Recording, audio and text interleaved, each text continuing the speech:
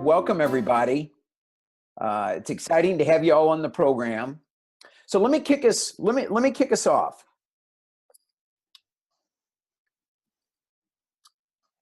Every morning in Africa, a gazelle wakes up. And a gazelle knows that it must run faster than the fastest lion or it's going to be killed. Now, for those of you leading established companies, this might be a little bit how you feel. Disruptive companies and disruptive industries are changing the pace and at the way that work gets done and the way that value changes hands at a pace that we've just never experienced before. And so you may have a lingering fear of being disrupted. Now, every morning in Africa, a lion wakes up, and that lion knows that it must outrun the slowest gazelle, or it runs the risk of starving to death. Now, maybe you're participating today and you're a little bit more like the lion. Maybe instead of worrying about being disrupted, you are the disruptor. But here's the bottom line, is that it doesn't matter whether you are the lion or you are the gazelle, whether you're disrupting or whether you're being disrupted. When the sun comes up, you'd better be running. So welcome today to, welcome to our program today. My name is Mark Fenner, and I'm president and founder of Rise Performance Group. And my mission is to help you become more so you can achieve more so that you can ultimately contribute more. And I do this by leveraging the very best tools from world-class thought leaders. People like John Maxwell, I'm a part of his coaching program. Vern Harnish, and Scaling Up, I'm a part of his program. Patrick Lencioni and Jim Collins. And I take these thought leaders and I teach the best of the best in an environment that inspires others to rise above and ultimately increase their performance, increase revenues, increase profits, increase valuations, all while enjoying the ride. And so today's program will provide you new knowledge, tools, and inspiration that'll help you make a material shift in performance. This is really a study of how middle market companies, so think those with revenues between 5 and 500 million, thrive when so many others are just hoping to survive. Now, there is a subset of these middle market companies, and they're called gazelles. And this term was coined by a gentleman named David Birch in 1976. And Birch noticed that while these gazelles, these high growth companies, make up a very small subset of all middle market companies, they are responsible for an outsized percentage of new job growth. In fact, the Small Business Association wrote this in 2011. They said from 1994 to 2008, the US economy would have lost 16.3 million jobs had it not been for the contribution of these high impact companies, which are also known as to the Small Business Association as gazelles. So gazelles create wealth for the founders, for the stakeholders, but also gazelles create wealth in the communities where they thrive. And they do this by creating jobs. It's a true win-win. And the definition of a gazelle is an organization that's doubling at least every 4 years. Most of them are in that 2 to 3 year range. Now, gazelles are on average 25 years old. A couple of examples you might be familiar with, consider Starbucks. We all know Starbucks. Many of us are maybe sipping on a Starbucks as I speak here, but Starbucks was launched in 1971. In 20 years after it was founded, it got to 100 stores. And in 1996, its 25-year anniversary, it finally crossed 1,000 stores and opened its first international location. Today, Starbucks has 1,000 stores in 62 countries. They employ over 150,000 employees. So that tremendous growth, again, came after year 20. Apple.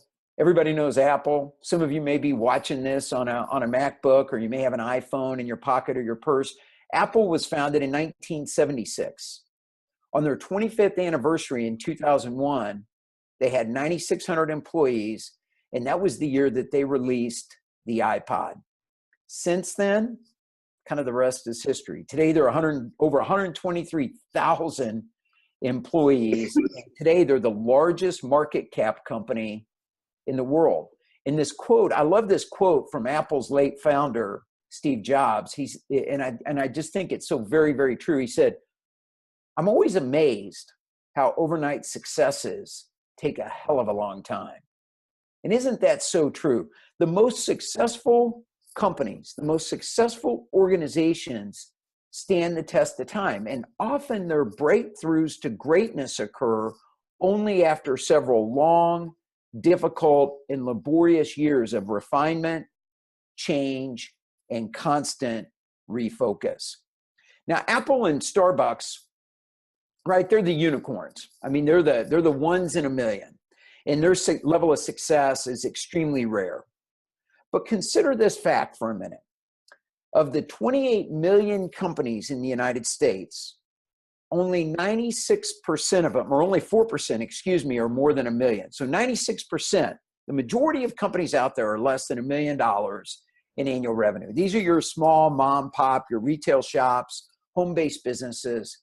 But of those that make it to $1 million, only 10% of those will actually make it to 10 million in sales. And I was reading an article by the Kauffman Foundation of Entrepreneurialism, and they said this. They said of the 552,000 companies that are founded every year, less than 250 ever make it over 100 million in annual revenue. So I've done the math for you, so you don't have to think about it. That is only 4 out of every 10,000 companies that are formed. So if you're over 100 million in annual revenue, congratulations. However, most organizations stall, and they either get acquired or they go out of business. And this is called the valley of death. So scaling a company is a challenge. It takes hard work. And when a company is small, there's some predictable barriers. You'll see on my slide, I've kind of depicted some barriers. And when you're small, they're predictable. So to get over $1 million in revenue, you need processes, you need a second in command. To get over 10 million, you need financial controls, you may need a CFO, you need an internal communication strategy, politics start to seep in, so you need to get a focus on culture. And as you continue to grow, the barriers continue. At every stage, there's like another barrier, but they become more nuanced. But here's the key. There's always barriers. And in 2004, Blockbuster, many of us on the call are probably from the Dallas area. Blockbuster, a great Dallas headquartered company.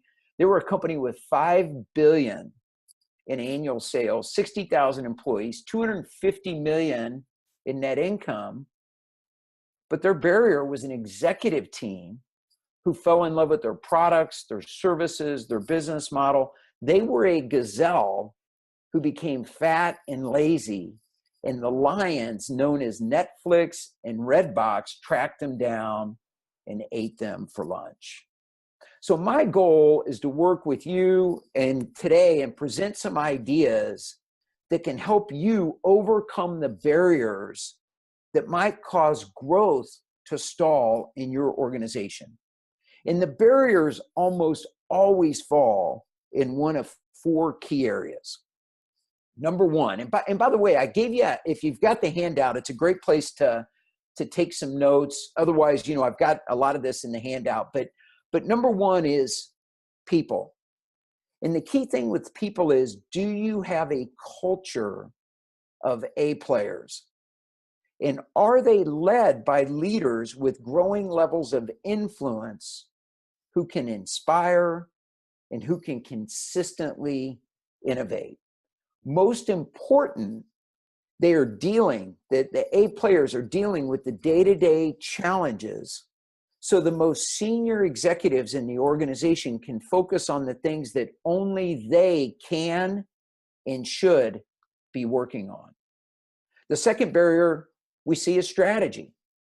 And one of our key tasks is sustaining an industry-dominant, competitor-crushing strategy. And as Blockbuster found out, a strategy takes constant and never-ending refinement. As you grow, as you scale, you attract more and more competition that's intent on tracking you down and putting you out of business. And so as a growth company, you've got to constantly focus on refining and tweaking and improving your strategy. Number 3 is execution.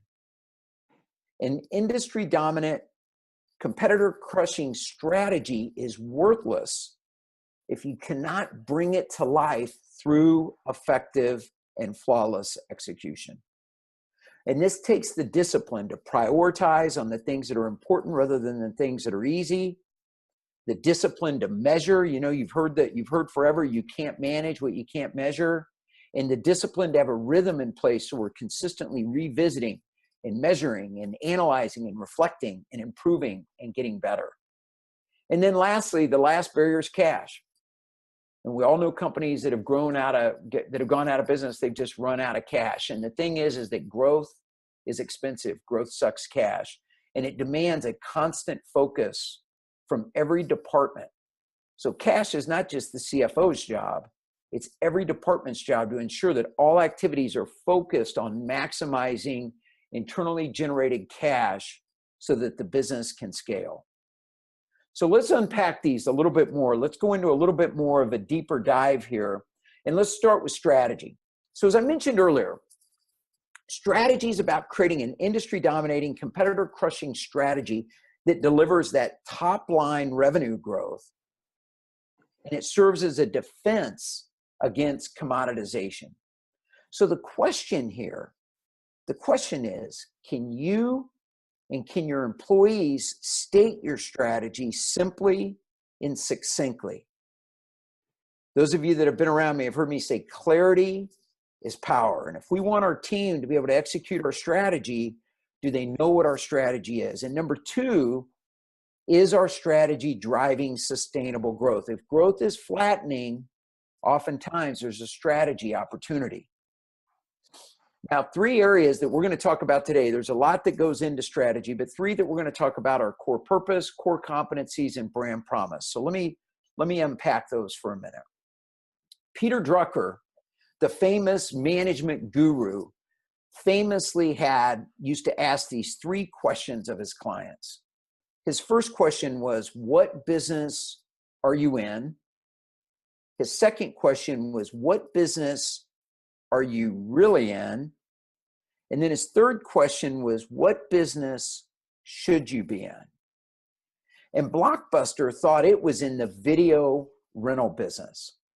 And think about this. If they had seen their core purpose as entertainment versus selling videos, then maybe they would have been more willing to let go of their legacy business model. A decade ago, Waste Management, Houston-based company, saw itself as a residential garbage hauling company. The problem is that the garbage business was in decline. People were moving more to recycling. They decided to ask the Peter Drucker question. And they came back with, we're not in the residential garbage hauling business. Rather, we're in the environmental business. They reinvented themselves to become an environmental solutions company. They see their core purpose as making a positive impact on the environment. And since the reinvention of their core purpose, Waste Management has developed the largest network of recycling facilities. Today, they produce 2 times more renewable energy than the solar industry, and they've invested heavily in developing technology to convert organic waste into high-value compost for local growers. So they've successfully transitioned from a mundane business to a business that's got more purpose, more inspiration. It's more about a cause. It's about becoming a valued entity in the communities in which they operate. So how do you think that's impacted their growth, their stock, and their profitability? Well, great question. They're growing and their stock has doubled in the last 5 years. Their gross margins have grown from 3.5 to $4.1 billion. So here's my question. What business are you in? And what business are you really in? And what business should you be in? And are you leveraging a core purpose to unlock the creativity and the inspiration of your team to help you create breakthroughs? Now let's think about core competencies for a minute. And when you think of great companies and what they do well, you can come up with kind of 3 drivers around core competencies. So number 1, core competencies are often complex compilations of processes, systems, and activities within the operations of your company. Number 2, core competencies may appear simple on the surface or to the casual or outside observer, but on further and deeper investigation, they have been honed to near perfection over a period of years within the organization. Number 3, core competencies balance productivity and people. That is, they result in productivity, efficiency, and effectiveness while working in harmony and bringing out the right skills, the right talent, and the right experience in the people that contribute to and lead to their development. Now, a great example of this that I assume most people on the phone know is Nordstrom. And though it may have, and their core competency, as you know, is customer service. And though it may appear kind of easy to replicate on the surface, I've never met with a company that doesn't want to provide great service. But as you all know, Nordstrom's is legendary for it. But if it's so easy to replicate, how many other retailers have successfully been able to copy or replicate the Nordstrom's experience? Well, if you think about it, not too doggone many.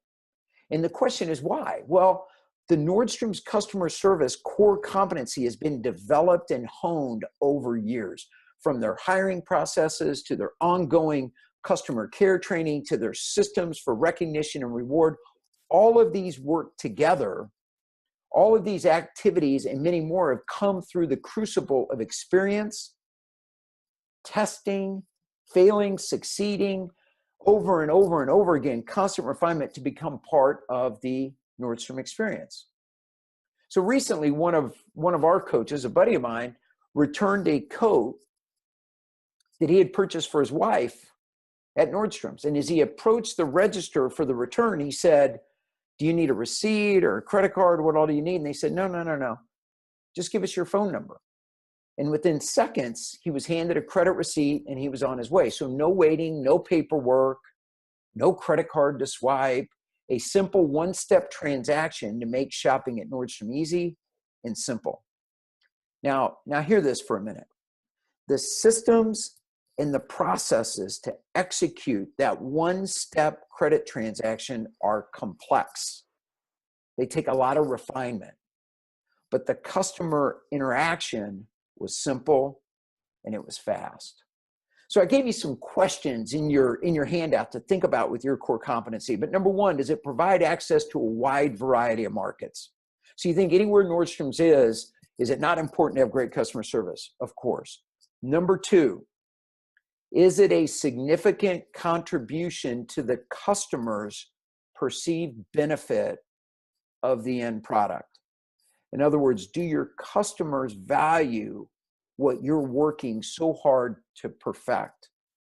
Number 3, is it difficult for competitors to imitate? Now, with most core competencies for established companies, it's taken years to develop and hone these competencies. So don't expect competitors to believe that they can master it overnight. It would also take them years to imitate it. And by the time they did, you'd probably be on to bigger and better things, more relevant competencies, or you would continue to refine your competencies further. But here's some questions to ponder. What are your core competencies? Are you honing them? And are you striving to be best in the world at that competency? So what are they? Are you continuously, is there a dedicated effort towards honing them? And are you striving to be best in the world at that competency? Let me talk about brand promise, our third around strategy. And I've got huge passion on brand promise and the impact it can make to an organization. But a brand promise is the key factor that sets you apart from your competitors. It's what brings customers to you and provides a way to align your organization and align your competencies. The best brand promises are both competitive. In other words, they help you compete, differentiate in the marketplace, but they're also measurable. So we can tell if we're delivering on that brand promise. So I've got Southwest Airlines up on the board. Almost everybody's familiar with Southwest Airlines. And when they were formed, their client target this was back in the early 70s. So it was predominantly the male business traveler. Their competition was the automobile, and it was large airlines. Namely, Braniff was here in the Texas area, in the Texas market. So they knew that if they were going to attract that person, that avatar, that target client, that there were three things that they focused on delivering on. Number one was low fares. So they wanted to compete with the automobiles. They wanted it to be just barely incremental more expensive to fly, but certainly less expensive than going with Braniff or one of the other large airlines. Number two, they wanted to have lots of fun. And they wanted to entertain these business travelers, hence the whole thing they did with their stewardesses and the jokes they tell and the things that is so real and authentic in their culture today. And then number three, they knew they'd need lots of flights. People that drive the short distance from Dallas to Houston. I remember when I first moved here, there was a flight almost every 45 minutes from Love Field down to Houston. So they wanted to compete with an automobile where when you're ready to go, you just walk in and jump on the plane. Well, the rest we know is history. I mean, Southwest has gone on to be a great organization.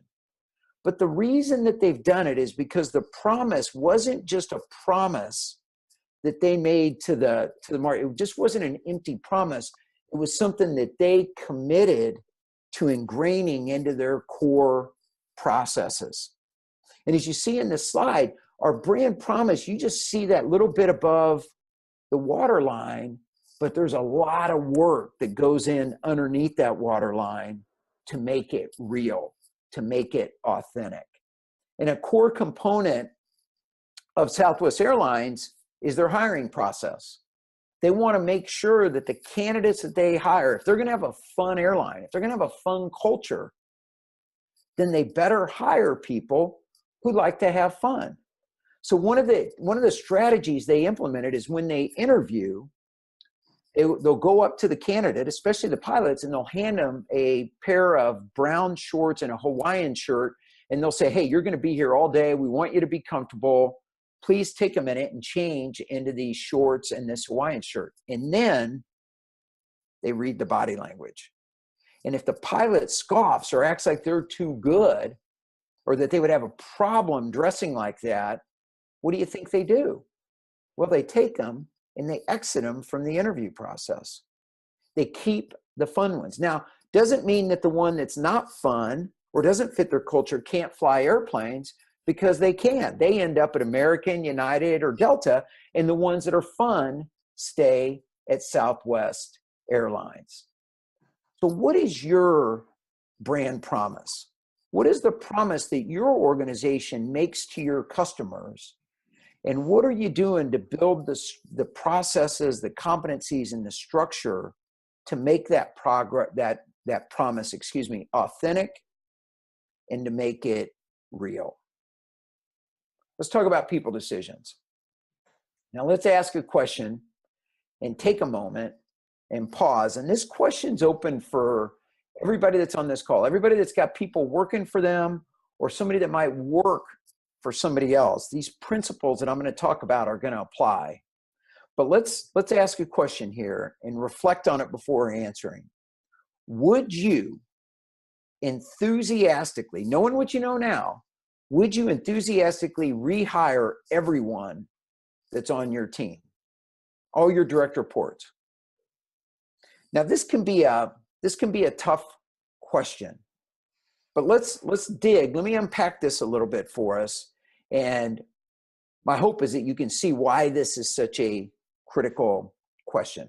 Now, the foundation of scaling up a great company revolves around the people decision. And Jim Collins, the great author of Good to Great, he had a saying that's just stuck so much in corporate lexicon, and that is, you have to have the right people on the bus. Probably everybody's heard that saying. We got to have the right people on the bus. And so this people decision can be broken into 4 key elements. Number 1 is culture. So culture is how people behave when nobody's looking. It's our standard tendencies, right? We don't have to think about it. It's just how we act.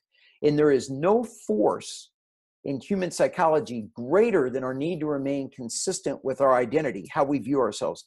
So if we can get the culture right, it can serve as the identity for our organization and cause people to rise up and bring the best version of themselves to work every day. So some tools that we have are 1, our core values. Number 2, our core purpose, which we just talked about. And number 3 is our cadence or our daily operating environment. And that in the focus in the operating environment should be, how do we create this culture of accountability, a culture of continuous learning, and a culture of continuous improvement or continuous innovation, constantly raising the bar, striving to get better. Number 2 is the leaders. Now, the leaders refer most often to the senior leadership team. This is the CEO and the CEO's direct reports, and then the managers, referring most often to middle management. This is the team that leads the team that does the day-to-day execution of the plan, and then, of course, the team.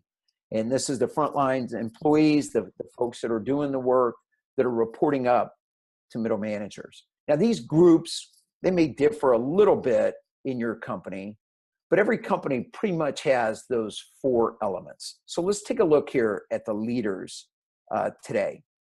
So in your handout, there is an execution checklist. It's called Rockefeller Habits. And the number 1 item on that checklist is the leadership team is healthy and aligned. And the reason that's the number 1 habit is because it's the most important. Unless the leadership team is healthy and aligned, you cannot build a great company that will endure through time and deliver the results that you dream of as the pilot of a growth company. So let's look at some principles and let's look at some tools that can help us diagnose and build a healthy leadership team. Again, citing Jim Collins' book, Good to Great, in his research of great companies, he found that the most important and first principle of success is to have the right people on the bus. We just talked about that a minute ago. But what does that mean? What that means is that it's more important to have a team that substantially shares common values, common purpose, and vision than it is to have somebody that's wired for the skills, talent, and experience that they bring to the team. Said another way, the essence of who they are as team members is more vital for success than the what they can do as a team or what they will do as a team. Now that's important, but it's secondary. It's like at Southwest Airlines, the first thing they look for is, are they fun? Do they fit our culture? And then if not, we're going to get rid of those and we're going to focus on those that fit our culture and make sure they have the skills to fly the airplane. And if you haven't read Good to Great for a while, it's a great reread. But you'll remember in that first principle, he said those great companies organize their leadership team, and then that leadership team helped them find the refinements and the nuances in their strategies that they needed that really propelled them from good to great. So again, it's the right people on the bus. It's people first, strategy, execution second. So after we make sure that we have the right people on the bus, then there's 3 questions that lead to operational success. And you see them here on the screen. Number 1 is, what are my right seats? That is, what roles are important for the company to succeed? What are those roles? Number 2, do I have the right people in each seat? Do I have the right person in each seat? The people in those roles, the right people to lead us to success based on their skills, their talent, and their experience. And then last of all, are the right people in the right seats doing the right thing? And what that means is that we have the correct roles with the right people, but they're focused on the right priorities and the right task.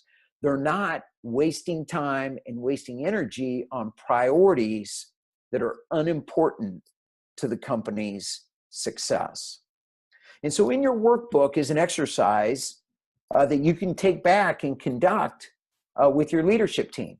There's sample roles, there's space to add additional roles. I mean, there's samples on there, but they may match up with your team and your department, or they may not. But once you have the correct roles filled in, then the leader or leaders accountable for each of those roles should be placed in the right spot. And the way I love to facilitate this is I love to go around the room and have people tell us who they think sits in that role.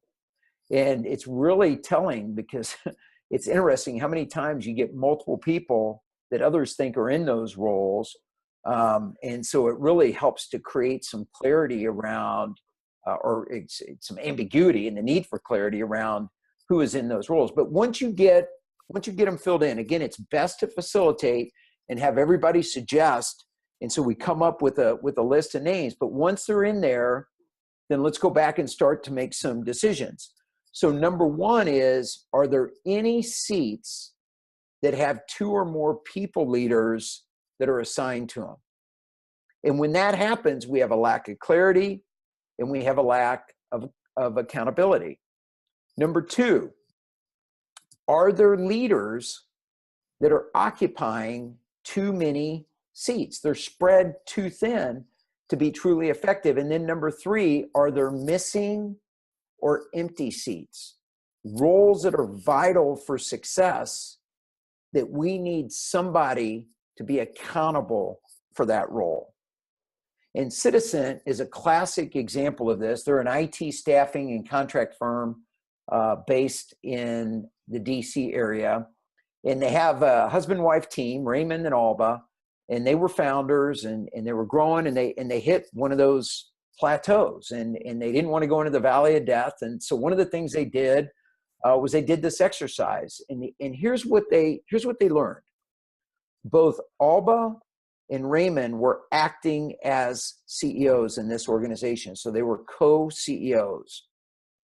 And when you have co-CEOs, that can send mixed messages and confuse their team, and that's exactly what was happening. Just think about what we experience with our kids. As parents, they go to one parent. If they don't like the answer, they go to the next parent. Well, you can imagine with co-CEOs, you run the same risk of that happening in your organization. They had a leader. His name was Dick, and he was spread way too thin. He was occupying too many roles. And then this, I think, will hit home to a lot of you. They did not have a specific person in charge of customer service or customer care. That role did not exist. But here's what they said. They said, yeah, but we're all responsible for customer service, which is true. We're all responsible, but no one was accountable. And so as a result, customer service was suffering. They were able to get in and rectify those. Actually, it was pretty cool. Raymond actually took a sabbatical, got completely out of the business for 6 months to secure Alba as the CEO, to get him completely out and break the pattern and solidify her as a CEO. They got roles clarified, key leaders were added, And as you can imagine, they broke through their growth barrier and they've gone on and they've been doing well ever since. But here's the bottom line. I bet everybody on this call has worked for a company with poor leadership at or near the top, and everyone knew it but that leader. Poor leadership can have a tremendously damaging impact on an organization, especially a growth firm. And in every growth firm, leaders, they exert more relative influence due to the company size. So it's equivalent to a train wreck. And once off the track, it's messy, it's expensive, and it has an impact on everyone else around it. And let me give you two more things I want to leave you with here. And I don't think I put these in your notes, so you may need to write them somewhere. But there is a difference between accountability, responsibility, and authority.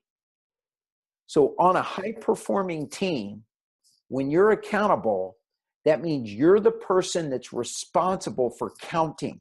You're the person that's responsible for saying, hey, we're on track, or raising your hand and saying, hey, we're off track. We need help. It doesn't mean you do it alone, because everybody on the team is responsible for helping the team win.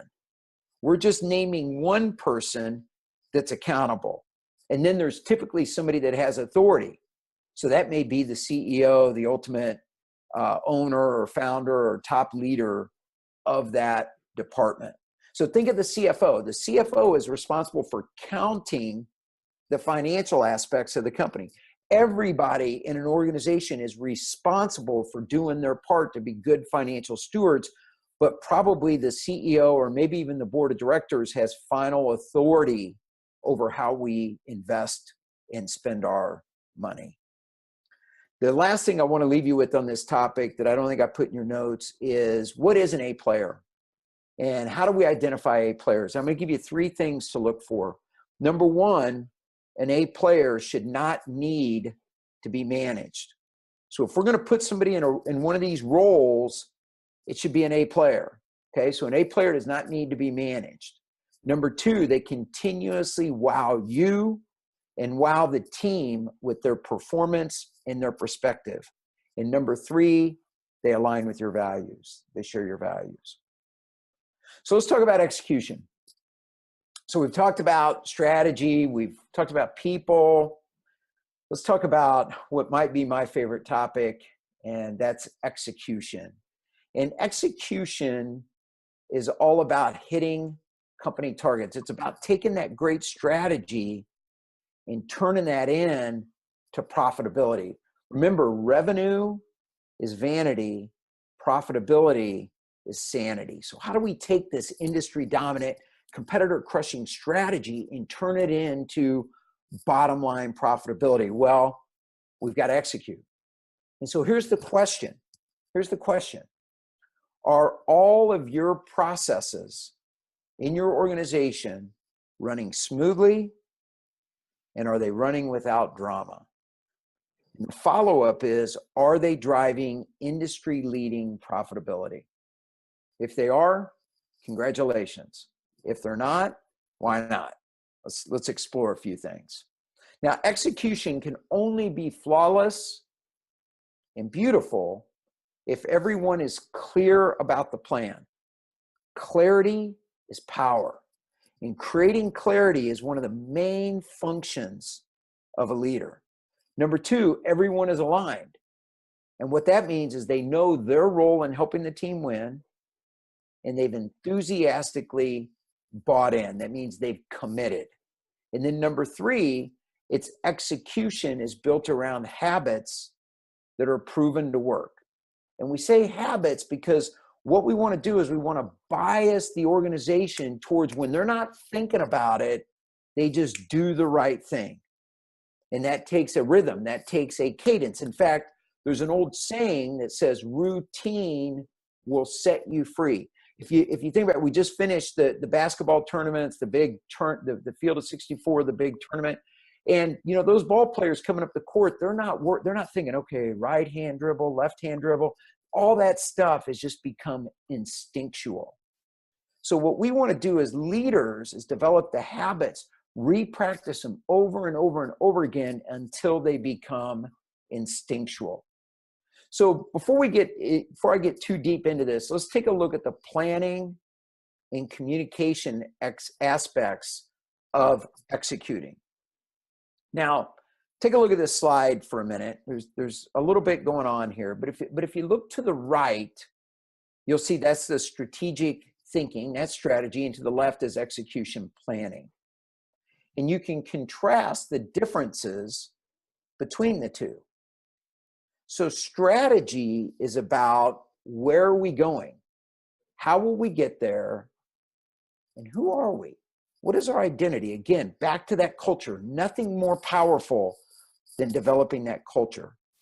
But strategy is focused 1 year and out. It's the future, right? That's what's driving us. Execution planning is about taking that strategy and operationalizing it by creating an annual plan and then breaking that annual plan into 4 successful quarterly sprints or quarterly plans. I got to tell you, with the clients that I work with and have worked with, this quarterly planning just yields so much positive benefit. So if you're not quarterly planning today, you should write that in your notes that's what we're going to do. I don't care if you're leading a team, where you are, or just leading yourself. Quarterly planning, quarterly sprints. Now, some of you may be doing monthly plans, monthly sprints, and that's even better. Because again, the faster you cycle, the faster you can scale. Meaning we've all set the annual New Year's resolution and gone through the whole year and come back, and how much progress do we make? Well, probably not much unless we were looking and revisiting and challenging our execution at phases throughout the year. Quarterly's a little better, monthly's better. If we're looking at that thing daily or weekly, we're going to greatly increase the odds of getting there. And that's what this plan that I'm presenting to you on the screen can help us do. So to create clarity, get everybody on the same page, to create alignment and operationalize the strategy, we recommend a one-page strategic plan. And I don't have time to go through it in all its detail, but let me hit the top of the waves with 3 big areas on this plan. Number 1, to the far left, this is the culture. This is the identity of the company. Who we are, why the company exists, our core purpose, our reason for being, what we talked about earlier, our core values, and of course, our core competencies, the things that we're committed to being best in the world at. This is who we are. This is our identity. Now, the company's strategy, the strategic thinking, is memorialized and highlighted in blue. And again, there's several components on there. The brand promise is on there, our BHAG, where we're going, as well as others are a part of that. And then the company's 1-year execution plan makes up the balance of the document. And that is highlighted in yellow. So you can see there's a column for the 1 year, there's a column for the quarter, there's a column to make a theme, to make it fun, to gamify it. And then there's a column for each individual department to say, what are we going to do in our department to help the organization deliver on its commitments? And these 3 areas work together to make an elegant documentation of your organization's business plan. It provides a tool to create clarity, to create alignment, and to help us measure if we're on track or off track, as we're clear on the KPIs that we're tracking from an execution perspective. Now, to ensure that you've got the right elements to execute, we have included in your workbook an execution checklist. And I'd mentioned this earlier. Now, don't underestimate the value of a checklist. It helps major functions of everyday businesses to run smoothly and run efficiently. And the value of a checklist is that it helps to remind you what you need to be doing on an ongoing basis. I mean, think about the last time you flew. How comfortable would you be on that plane if the pilot got on and said, folks, we're going to take off a little early today. This marks my 400th flight, and I think by now I know what to do. We're going to skip the checklist and just get this bird up in the air. Many of you would be like, what? You're skipping what? But a pilot, whether they've flown 100, 400, or 10,000 times, every time they go through the checklist. And why do they do that? Because it ensures that they haven't forgot something. And so this checklist can serve as a valuable reminder, and it can set a standard of what are the best do, but it can also serve as a great reminder of what you need to do to build a high-performing company. Now, this is written at the CEO level, top level of a company, but it's applicable. A lot of the terms in here are applicable no matter what level of leadership you're in. It can be adopted. So I want to run through them real quick, and here's what I want you to do. I just want you to mark down in your notes where you feel like you are from a scale of 1 to 10. 1 would be it's non-existent in my team, and 10 is it's mastery. We've mastered this. So let's run through this real quick, and then I want to pick your top 2 and your bottom 3 and bring some clarity around there. So number 1, we already talked about this. The executive team is healthy and aligned. Where do you think you are on that? A 1, 10, somewhere in between. Write down what it is. Number 2, everyone is aligned with the number 1 thing that needs to be accomplished this quarter to make major progress, to move the company forward by making major progress towards our 1-year goal or towards our vision.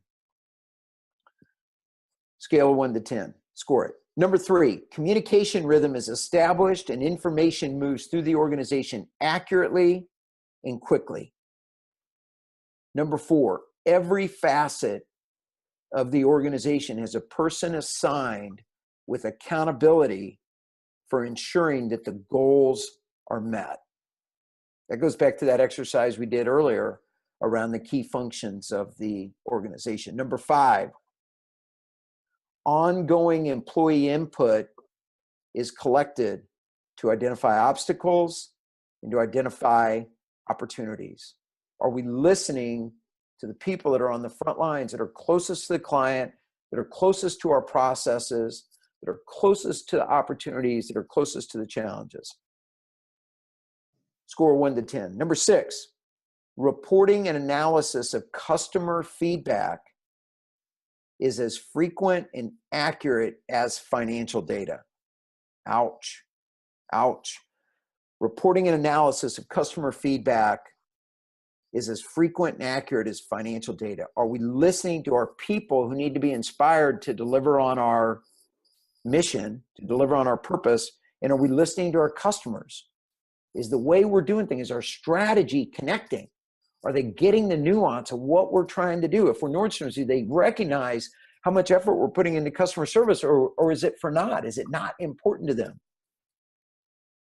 Number 7, core values and purpose are alive in the organization. Number 8, employees can articulate the following key components of the company's strategy accurately.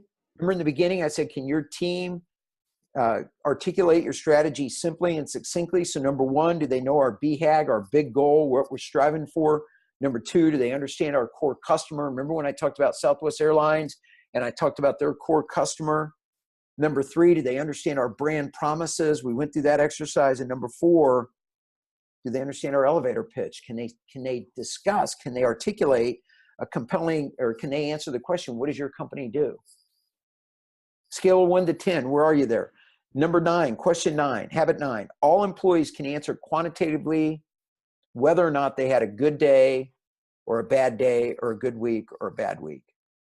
This is critical. If you want an empowered and accountable organization, we've got to give them the structure where they can accurately answer. They can self-manage. Look at what the Fitbit and other fitness trackers have done, because for the first time, we've been empowered to track our health data. And then number 10, the company's plans and performance are visible to everyone. This is about creating dashboards. This is about getting stuff up on the wall. If you went to a sporting event, if you're watching the NCAA tournament and you couldn't tell what the score was, how engaged would you be with the game? You would not.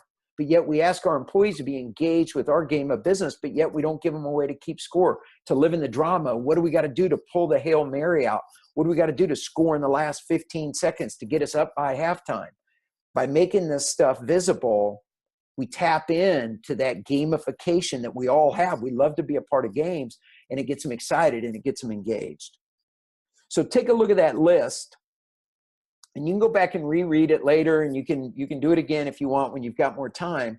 But I'd be interested, what are your top two? What are you doing well at? And you can star those. And then what are your bottom three? Maybe put an underline under those or a check mark beside them. Now, here's a word of caution. As you look at this, don't try to digest it all at once. Pick one or two and make progress on it. Make quarter by quarter improvements. If you do just one thing, consider getting all the plans and performance and making them public. I mean, get this stuff out there where people can see it.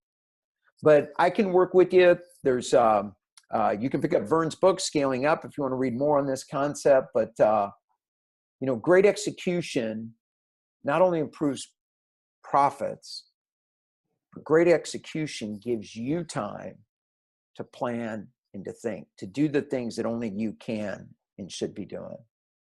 So three things that we need to develop discipline if we want to execute. It's discipline to prioritize, it's discipline to measure, and it's discipline to establish and maintain a rhythm or a cadence.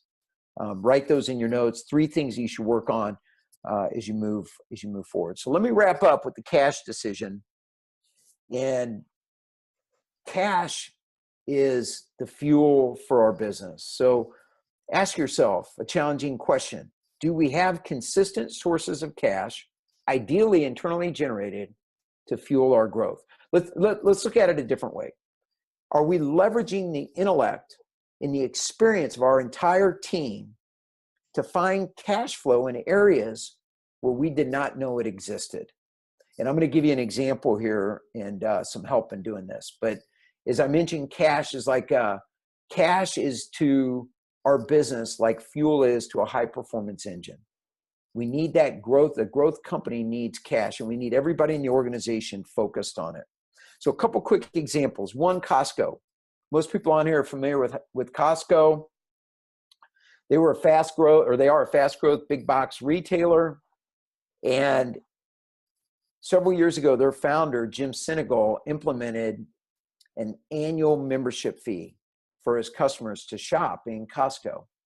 They were the first to do it. At the time, it was risky. It was heavily controversial. Most people thought it would end in the demise of Costco. But here's what's happened. It's been a very profitable business model innovation. Membership fees now account for 75%. Think about that, 75% of their profit. And most importantly, it's the financing mechanism for the opening of new stores. Dell, most people on this call, if not everybody, knows who Dell is. They leveraged a measure called the cash conversion cycle. And that's the amount of time it takes to go from sales proposal to collecting on that order. And think of it like a football field. And if one goal line is 0 and the other is 100, our job is to compress that goal line. And in the early 1990s, Dell was growing so fast, they were going to grow themselves out of business. And their CEO, Tom Meredith, came in, and his mission was to increase cash, increase liquidity. And when he took over in 1991, he implemented this measure. Many of you are familiar with it. The cash conversion cycle was at 63 days. And as you can see here, when Tom retired 10 years later, they had whittled that thing down to a minus 21. That is not a typo. That's minus 21. That means on average, they have their customers' money in their pockets 21 days before they spend a penny on creating the product they're ultimately going to deliver for them. That's huge. It completely transformed how they grew their company. And actually, they got it all the way down to a minus 36 days. But they've continued to work on it, and they've continued to make progress, and they've challenged their business model. So how did they do it? Well, they worked to streamline manufacturing. They worked with suppliers, and they did it by getting their customers to pay for the product up front. Think about the last time you bought a Dell computer. You ordered it online, you gave them your credit card, and then they took your money before they ever even entered it into their system. They used your cash as their customer to build their company. So the question is, where are there innovations for you? And here's what a typical cash conversion cycle looks like. There's sales. There's 4 key elements. There's sales. There's how we make our product, or the production piece of it. There's the inventory. There's delivery, and there's billing and payment. And what you want to do is start thinking about ways to accelerate cash in these 4 areas. And there's 3 things that I would encourage you to look for. Number 1, is there a way to eliminate mistakes? Is there a way to shorten cycle times? And can we improve or transform or challenge our business model like Dell or Costco did? And here's an example. So a mistake in the sales cycle, such as writing the order wrong, can slow down the whole cycle. If you have a mistake in production and it causes rework, it can cost money and slow the amount of time it takes to deliver. And if you have a mistake in shipping, for example, the shipping instructions aren't clear in the sales order, that slows down delivery. And if the invoice is not correct when billed, or if the invoicing instructions are not clear, that can slow down payment. So challenge your teams, challenge the terms with your customers as well as with your suppliers. And I've got a document in here that you can take to your next leadership meeting and walk your team through this and get ideas. This is a huge breakthrough. There's so many areas, but your team, and in fact, in every organization I've worked with, the team's just not engaged around this concept. When we start putting ideas together, there's a lot of ways to generate more cash. So we've covered a lot today, but we've just scratched the surface. I have more than 40 unique tools that we can tap into, that we can help our clients create breakthroughs in these areas and help you address the barriers and avoid the valleys of death so you can become, or you can stay, a gazelle. And again, it doesn't matter whether you're a lion or a gazelle, whether you're disrupting or whether you're being disrupted. When the sun comes up, you'd better be running. And my hope is that the ideas that we've talked about today will give you some added ammunition to help you run faster.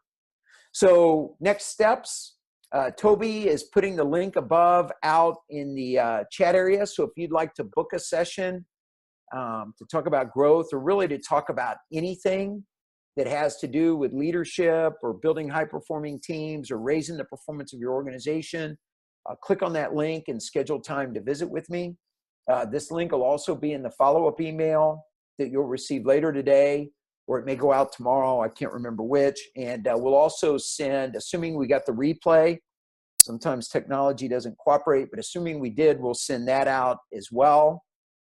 And I'd like to open it up for some questions, but I'd also love for you to share in chat what your biggest takeaways are from today and what are your biggest challenges, and let us know how we can help. So let me see here. I'm gonna open it up, and I recognize I didn't give us a whole lot of time for questions. I'm gonna stay. So if you have questions, please send them to me.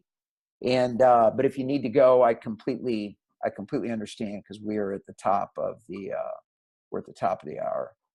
So let me see here if I can find a question. Okay, so here's a question that came through. We have been conducting planning meetings, and we come up with new initiatives. However, when the meeting is over, we lose our excitement. And the question is, how do we keep the excitement alive and actually follow through and accomplish our priorities? And I mean, that's a great question. If I had a nickel for every time I've heard that question, I'd be rich. I'd probably be on a beach somewhere. But let me give you a couple things that can help. I think the Rockefeller habits that we covered would help. But I want to emphasize, develop a reason why it's critical to get it done. Reasons first, answers second. So think about the reasons why it's critical, and think about what good things are going to happen if we deliver on it. but also think about what negative things are going to happen if we don't change. So leveraging that pleasure of positive vision and the pain associated with not following through can serve as motivation throughout planning periods. The second thing, and we touched on this as we went through, but assign one person who's accountable. Now remember, we're all responsible, but assign one person who is accountable for ensuring success. Number 3, have the accountable person update the team at each weekly meeting and at each monthly meeting. Have them talk about barriers, give them a spot. You know, every organization should have 3 to 5 big rocks that they're focused on that are going to make major progress. So it's not 100. So take 3 to 5 and have the person that's accountable give the team an update every meeting, every weekly and every monthly. That'll keep it fresh. That'll keep it on our radar screens, and it'll make sure it doesn't fall through the cracks. Put a measurement around it. And then one other thing, I was just at a meeting Friday. I facilitated a group, and this came up, and I came up with this tagline. I said, "Stop the story." And the story is the story that we tell ourselves as to why we can't do it. We don't have time. We're overworked. We have too much on our plate. And while those things may feel real, the truth is, if we prioritize better and plan better and did away with rework, we would have the time to do to do the things that we need to do. And remember, in any successful organization, it's rarely a lack of resources that keeps us from succeeding. It's more common a lack of resourcefulness. So stop the story. Okay, let's see. Oh, another question here. Okay, we have different members of the executive team who cannot agree on strategic decisions. Oh my gosh, I wonder how many people are like, oh my God, is that my company? I didn't ask that question. Another great question. So let me give you some things that'll help. I mean, this is the challenge, right? And by the way, the debate is good. The debate is healthy. If everybody thought the exact same way, you're probably not going to get very far. So you need to value the debate. But let me give you a couple things that can help. Number 1, ensure that you have a vision, or what Jim Collins called a BHAG, a big, hairy, audacious goal. That vision can serve as a light beam in terms of where we're going. That gives us kind of Jim Collins called it the Mount Everest, the top of Mount Everest. We're going to the peak. How we get there can vary, but ultimately we're getting to the top. Number 2, allow for debate. I talked about that, so that everybody is heard. And then, I'm just a huge fan. I do this almost every program that I work on. Take a vote. When it gets to the point, take a vote. And I've gone to something that's really worked for me lately is I just take sticky notes and I have people write their vote on the sticky note and come up and stick it on a wall, and then we count them up. So it does away with groupthink. It makes everybody commit to something. And if we've got a big list of priorities, we may then narrow it down to the top 3 or 4 and then vote on those. But at some point, here's what's most important. You can't let the need for perfection get in the way of progress. There's been study after study on this. So at some point, we just got to make a decision and let's take action.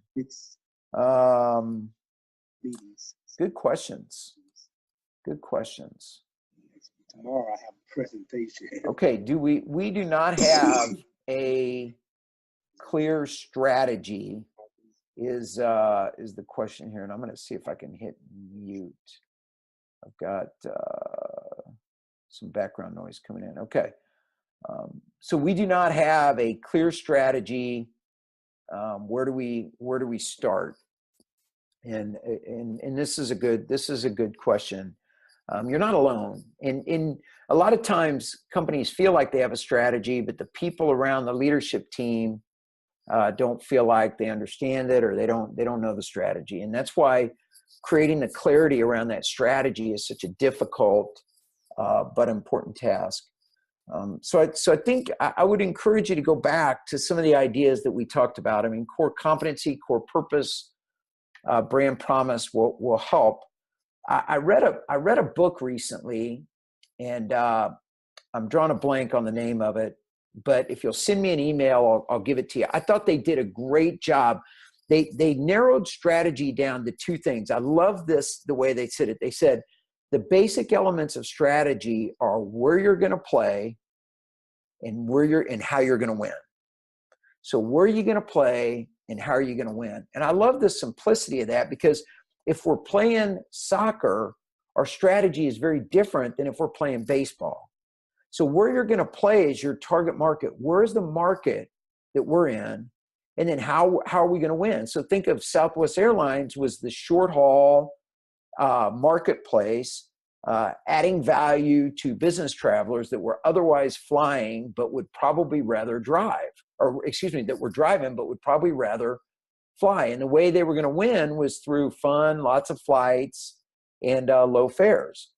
So the only component in that we probably didn't spend a lot of time on is your sandbox or your target market, defining that market. But I'd be happy if I could help you there. I'd be happy to help. Let's see.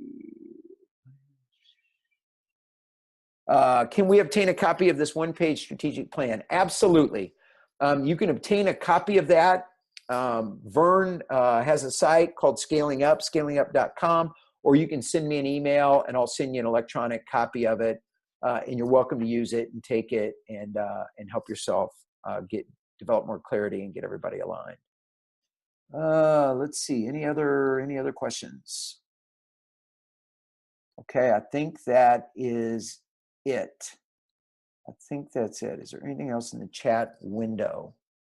Hey, I want to thank everybody for attending. We had a great group today. Thank you very much. I'm honored that you spent your time with us. I'm sorry the Q&A went a little bit long. If you're still here, it must mean that you could accommodate that. Again, look for our email. We're here to serve. If there's anything that we can do to help you become a stronger leader or help your team scale and grow faster, please give us a chance to help with you. So have a great rest of the day. Continue to rise up and always lead with passion. Thank you.